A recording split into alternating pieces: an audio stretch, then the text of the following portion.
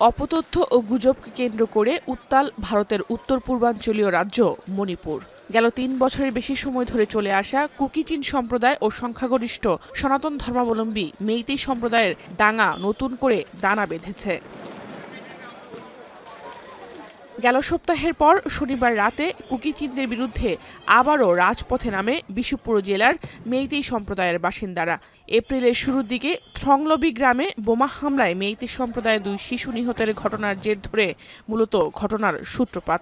সন্দেহভাজনদের বিচারের আওতায় আনার দাবিতে সোচ্চার হন বিক্ষোভকারীরা। তাদের দমাতে মাঠে নামে স্থানীয় পুলিশ। সে সময় পুলিশের সঙ্গে দফায় দফায় সংঘর্ষ হয় বিক্ষোভকারীদের। এ ঘটনায় আহত হন কয়েকজন।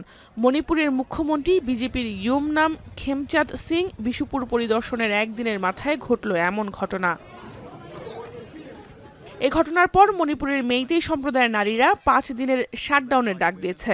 দোষীদের বিচারের আওতায় আনতে সরকারকে 25 এপ্রিল পর্যন্ত আলটিমেটাম দিয়েছে তারা। নিরাপত্তা কর্মীরা তাদের উপর চড়াও হয়েছে বলে অভিযোগ তাদের। পরিস্থিতি নিয়ন্ত্রণে বন্ধ রাখা হয় সেখানকার ইন্টারনেট পরিষেবা। শুধু শিশু হত্যা নয়, কুকি-চিনরা গাড়িবহর নিয়ে মেইতেইদের ওপর হামলা করতে এগিয়ে আসছে এমন খবরও ছড়িয়ে পড়ে। এছাড়া এক মেইতেই নারীকে ধর্ষণের ভিডিও সামাজিক যোগাযোগ মাধ্যমে ছড়িয়ে পড়লে রোষানল আরও বেড়ে যায়। একই দিন মণিপুরের উখরুল শহরে হাইওয়েতে নিরাপত্তা কর্মীদের বহরে অতর্কিত হামলায় নিহত হন এক সেনা সদস্য সহ অন্তত 2 নাগা গোষ্ঠীর লোক। এ ঘটনার জন্য কুকি-চিনদের দায়ী করা হচ্ছে। মণিপুরের সাম্প্রদায়িক এই দাঙ্গায় বিপদে পড়েছেন সেখানকার বসবাসকারী 60,000 নেপালি ভাষাভাষী মানুষ। চরম উৎকণ্ঠা ও ভয়ের মধ্যে দিন কাটাচ্ছেন তারা।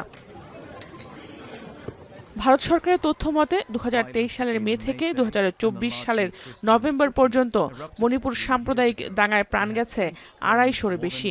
আহত হয়েছেন 1000-এর ওপর এবং ঘর ছাড়া হয়েছেন 60,000-এর বেশি মানুষ।